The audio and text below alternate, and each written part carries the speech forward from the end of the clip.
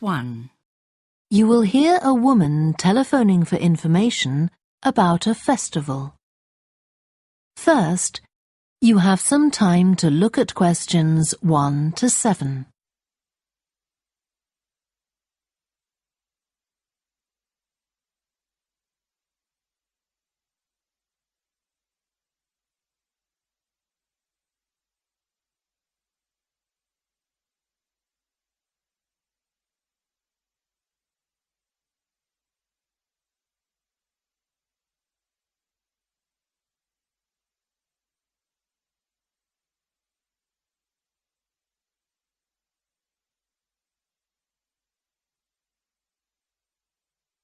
Listen carefully and answer questions 1 to 7. Good morning, Stretton Festival box office. How can I help you? Oh, hello. My family and I are on holiday in the area and we've seen some posters about the festival this week. Could you tell me about some of the events, please? Of course. First of all, are there still tickets available for the jazz band on Saturday? There are, but only £15. The £12 seats have all been sold. OK, and the venue is the school, isn't it? Yes, that's right. The secondary school. Make sure you don't go to the primary school by mistake. And there's an additional performer who isn't mentioned on the posters. Carolyn Hart is going to play with the band. Oh, I think I've heard her on the radio. Doesn't she play the oboe or flutes or something? Yes, the flute. She usually plays with symphony orchestras, and apparently this is her first time with a jazz band. Well, I'd certainly like to hear her. Then the next thing I want to ask about is the duck races. I saw a poster beside a river. What are they exactly? Well, you buy a yellow plastic duck, or as many as you like. They're £1 each. And you write your name on each one. There'll be several races, depending on the number of ducks taking part. And John Stevens, a champion swimmer who lives locally, is going to start the races. All the ducks will be launched into the river at the back of the cinema. Then they'll float along the river for 500 metres, as far as the railway bridge. And are there any prizes? Yes. The first duck in each race to arrive at the finishing line wins its owner free tickets for the concert on the last night of the festival. You said you can buy a duck. I'm sure my children will both want one. They're on sale at a stall in the market. You can't miss it. It's got an enormous sign showing a couple of ducks. OK, I'll go there this afternoon. I remember walking past there yesterday. Now, could you tell me something about the flower show, please? Well, admission is free, and the show is being held in Bythwaite Hall. Sorry, how do you spell that? Bythwaite.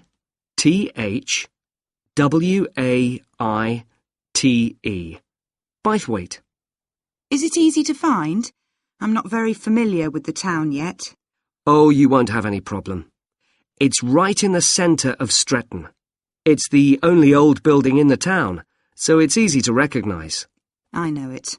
I presume it's open all day. Yes, but if you'd like to see the prizes being awarded for the best flowers, you'll need to be there at 5 o'clock. The prizes are being given by a famous actor, Kevin Shapless. He lives nearby and gets involved in a lot of community events. Gosh, I've seen him on TV. I'll definitely go to the prize giving. Right. Before you hear the rest of the conversation, you have some time to look at questions 8 to 10.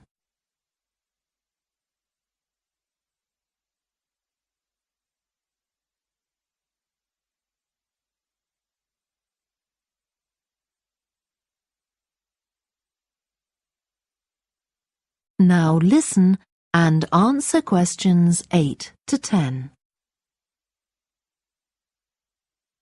I've seen a list of plays that are being performed this week, and I'd like to know which are suitable for my children and which ones my husband and I might go to. How old are your children? 5 and 7. What about The Mystery of Muldoon? That's aimed at 5 to 10-year-olds. So if I take my children, I can expect them to enjoy it more than I do? I think so.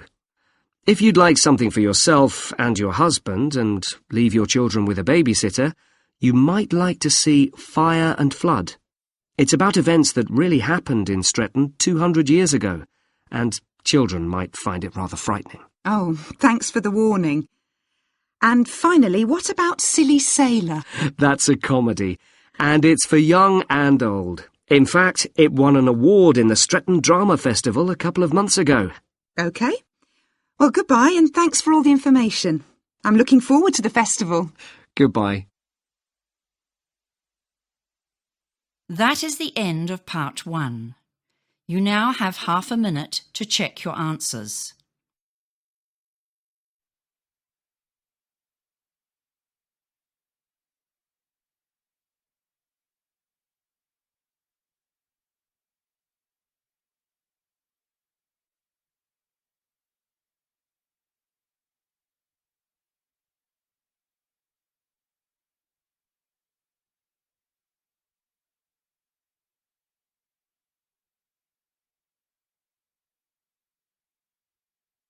Now turn to part 2.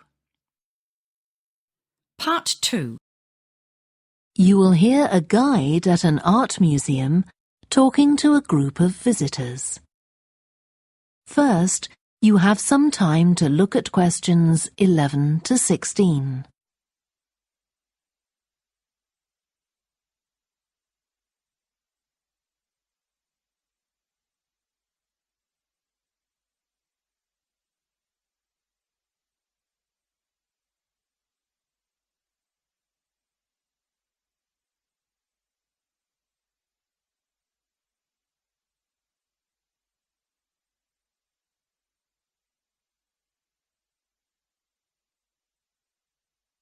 Now listen carefully and answer questions 11 to 16. Good morning and welcome to the museum, one with a remarkable range of exhibits which I'm sure you'll enjoy. My name's Greg and I'll tell you about the various collections as we go around. But before we go, let me just give you a taste of what we have here. Well, for one thing, we have a fine collection of 20th and 21st century paintings, many by very well-known artists. I'm sure you'll recognize several of the paintings. This is the gallery that attracts the largest number of visitors, so it's best to go in early in the day before the crowds arrive. Then there are the 19th century paintings. The museum was opened in the middle of that century, and several of the artists each donated one work to get the museum started, as it were. So they're of special interest to us. We feel closer to them than to other works. The Sculpture Gallery has a number of fine exhibits, but I'm afraid it's currently closed for refurbishment.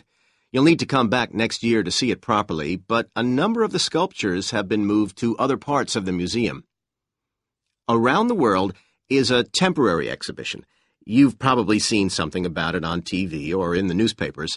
It's created a great deal of interest because it presents objects from every continent and many countries and provides information about their social context, why they were made, who for, and so on. Then there's the collection of coins. This is what you might call a focused specialist collection because all the coins come from this country and were produced between 2,000 and 1,000 years ago. And many of them were discovered by ordinary people digging their gardens and donated to the museum.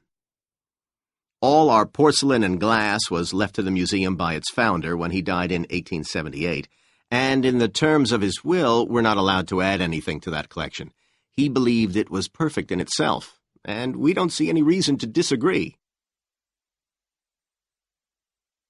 Before you hear the rest of the talk, you have some time to look at questions 17 to 20.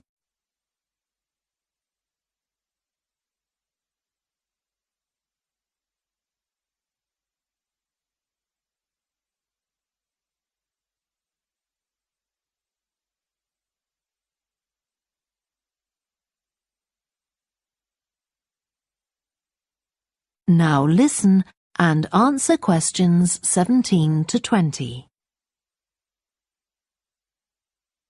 Okay, that was something about the collections, and now here's some more practical information, in case you need it. Most of the museum facilities are downstairs in the basement, so you go down the stairs here. When you reach the bottom of the stairs, you'll find yourself in a sitting area with comfortable chairs and sofas where you can have a rest before continuing your exploration of the museum. We have a very good restaurant which serves excellent food all day in a relaxing atmosphere. To reach it, when you get to the bottom of the stairs, go straight ahead to the far side of the sitting area, then turn right into the corridor. You'll see the door of the restaurant facing you. If you just want a snack or if you'd like to eat somewhere with facilities for children, we also have a cafe. When you reach the bottom of the stairs, you'll need to go straight ahead, turn right into the corridor, and the cafe is immediately on the right. And talking about children, there are baby-changing facilities downstairs.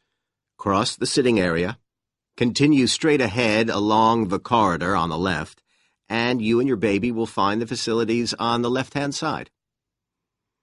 The cloakroom, where you should leave coats, umbrellas, and any large bags, is on the left-hand side of the sitting area. It's through the last door before you come to the corridor. There are toilets on every floor, but in the basement, they're the first rooms on the left when you get down there. Okay. Now, if you've got anything to leave in the cloakroom, please do that now, and then we'll start our tour. That is the end of part 2. You now have half a minute to check your answers.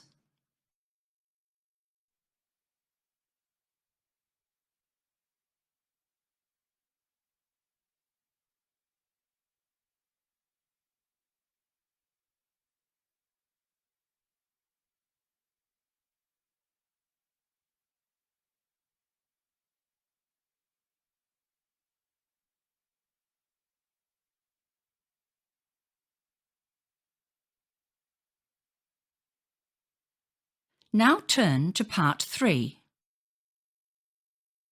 Part 3. You will hear a student called Joanna talking to her new supervisor about some research she has done on psychology and music.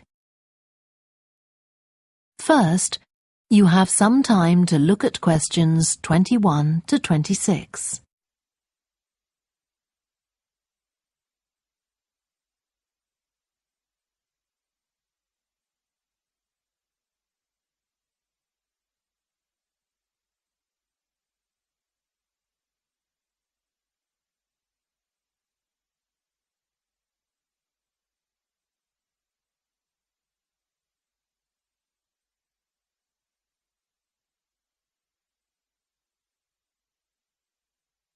Now listen carefully and answer questions 21 to 26.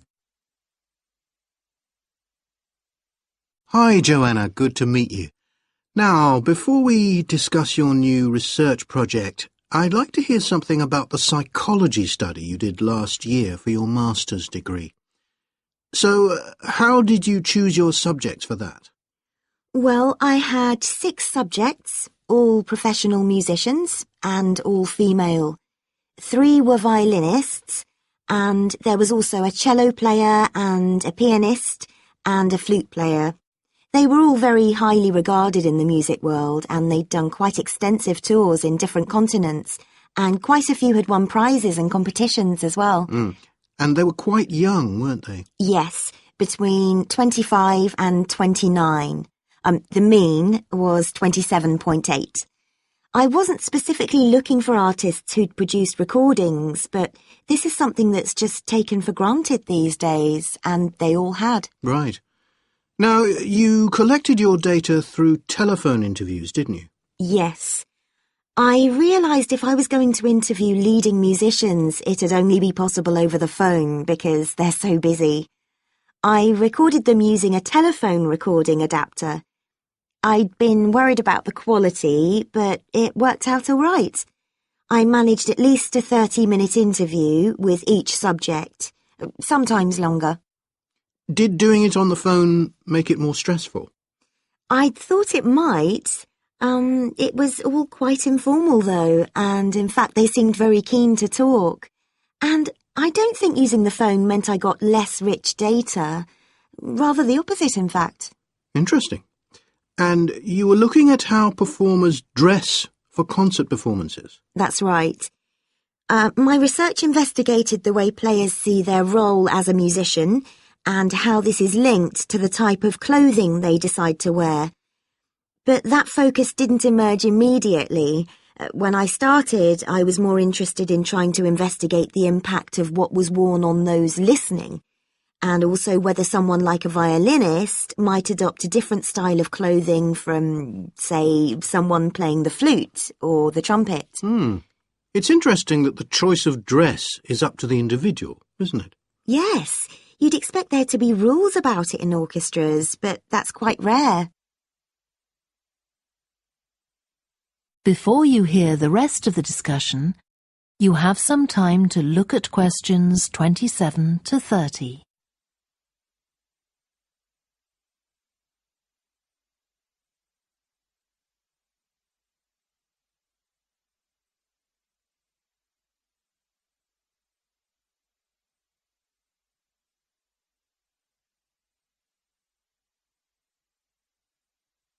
Now listen and answer questions 27 to 30. You only had women performers in your study. Was that because male musicians are less worried about fashion? I think a lot of the men are very much influenced by fashion, but in social terms, the choices they have are more limited. They'd really upset audiences if they strayed away from quite narrow boundaries. Now, popular music has quite different expectations. Did you read Mike Frost's article about the dress of women performers in popular music? No. Well, he points out that a lot of female singers and musicians in popular music tend to dress down in performances and wear less feminine clothes, like jeans instead of skirts. And he suggests this is because otherwise they'd just be discounted as trivial. But you could argue they're just wearing what's practical. I mean, a pop music concert is usually a pretty energetic affair. Yes, he doesn't make that point, but I think you're probably right. I was interested by the effect of the audience at a musical performance when it came to the choice of dress. The subjects I interviewed felt this was really important. It's all to do with what we understand by performance as a public event. They believed the audience had certain expectations, and it was up to them as performers to fulfill these expectations, to show a kind of esteem. They weren't afraid of looking as if they'd made an effort to look good. I think in the past, the audience would have had those expectations of one another too, but that's not really the case now. Not in the UK, anyway. No. And I also got interested in what sports scientists are doing too, with regard to clothing. Musicians are quite vulnerable physically, aren't they? Because the movements they carry out are very intensive and repetitive. So I'd imagine some features of sports clothing could safeguard the players from the potentially dangerous effects of this sort of thing. Yes, but musicians don't really consider it. They avoid clothing that obviously restricts their movements, but that's as far as they go. Anyway, coming back to your own research, do you have any idea where you're going from here? I was thinking of doing a study using an audience, including... That is the end of part 3. You now have half a minute to check your answers.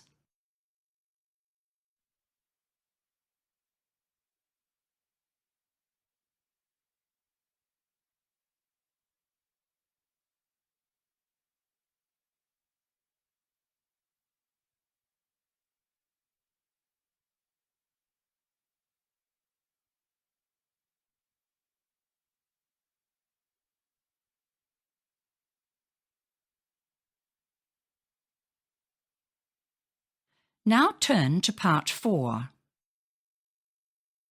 Part 4. You will hear part of a lecture about a way of reducing the amount of carbon dioxide in the atmosphere. First, you have some time to look at questions 31 to 40.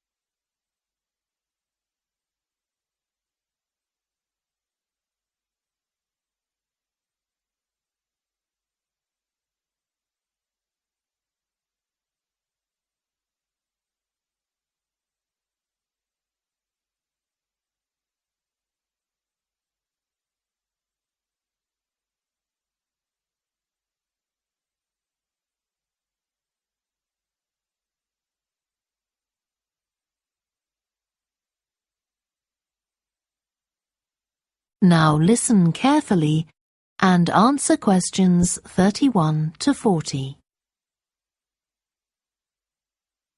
As we saw in the last lecture, a major cause of climate change is the rapid rise in the level of carbon dioxide in the atmosphere over the last century. If we could reduce the amount of CO2, perhaps the rate of climate change could also be slowed down. One potential method involves enhancing the role of the soil that plants grow in with regard to absorbing CO2. Ratan Lal, a soil scientist from Ohio State University in the USA, claims that the world's agricultural soils could potentially absorb 13% of the carbon dioxide in the atmosphere, the equivalent of the amount released in the last 30 years, and research is going on into how this might be achieved. Lal first came to the idea that soil might be valuable in this way, not through an interest in climate change, but rather out of concern for the land itself and the people dependent on it. Carbon-rich soil is dark, crumbly and fertile and retains some water. But erosion can occur if soil is dry, which is a likely effect if it contains inadequate amounts of carbon. Erosion is of course bad for people trying to grow crops or breed animals on that terrain. In the 1970s and 80s, Lal was studying soils in Africa so devoid of organic matter that the ground had become extremely hard, like cement. There he met a pioneer in the study of global warming, who suggested that carbon from the soil had moved into the atmosphere. This is now looking increasingly likely. Let me explain. For millions of years, carbon dioxide levels in the atmosphere have been regulated, in part, by a natural partnership between plants and microbes, tiny organisms in the soil. Plants absorb CO2 from the air and transform it into sugars and other carbon-based substances. While a proportion of these carbon products remain in the plant, some transfer from the roots to fungi and soil microbes, which store the carbon in the soil. The invention of agriculture some 10,000 years ago disrupted these ancient soil-building processes and led to the loss of carbon from the soil. When humans started draining the natural topsoil and ploughing it up for planting, they exposed the buried carbon to oxygen. This created carbon dioxide and released it into the air. And in some places, grazing by domesticated animals has removed all vegetation, releasing carbon into the air. Tons of carbon have been stripped from the world's soils, where it's needed, and pumped into the atmosphere. So, what can be done? Researchers are now coming up with evidence that even modest changes to farming can significantly help to reduce the amount of carbon in the atmosphere. Some growers have already started using an approach known as regenerative agriculture. This aims to boost the fertility of soil and keep it moist through established practices. These include keeping fields planted all year round and increasing the variety of plants being grown. Strategies like these can significantly increase the amount of carbon stored in the soil, so agricultural researchers are now building a case for their use in combating climate change.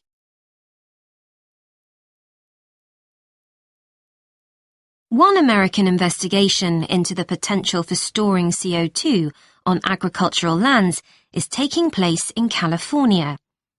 Soil scientist Wendy Silver of the University of California, Berkeley, is conducting a first-of-its-kind study on a large cattle farm in the state. She and her students are testing the effects on carbon storage of the compost that is created from waste, both agricultural, including manure and corn stalks, and waste produced in gardens, such as leaves, branches, and lawn trimmings. In Australia, soil ecologist Christine Jones is testing another promising soil enrichment strategy. Jones and 12 farmers are working to build up soil carbon by cultivating grasses that stay green all year round. Like composting, the approach has already been proved experimentally. Jones now hopes to show that it can be applied on working farms and that the resulting carbon capture can be accurately measured. It's hoped in the future that projects such as these will demonstrate the role that farmers and other land managers can play in reducing the harmful effects of greenhouse gases. For example, in countries like the United States, where most farming operations use large applications of fertilizer, changing such long-standing habits will require a change of system. Ratan Lal argues that farmers should receive payment, not just for the corn or beef they produce, but also for the carbon they can store in their soil. Another study being carried out. That is the end of part 4. You now have half a minute to check your answers.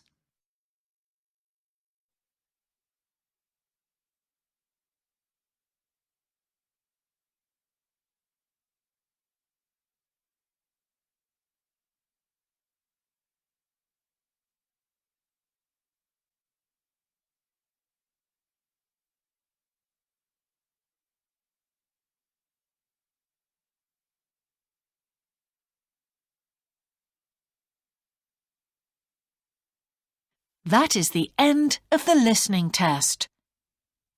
In the IELTS test, you would now have 10 minutes to transfer your answers to the answer sheet.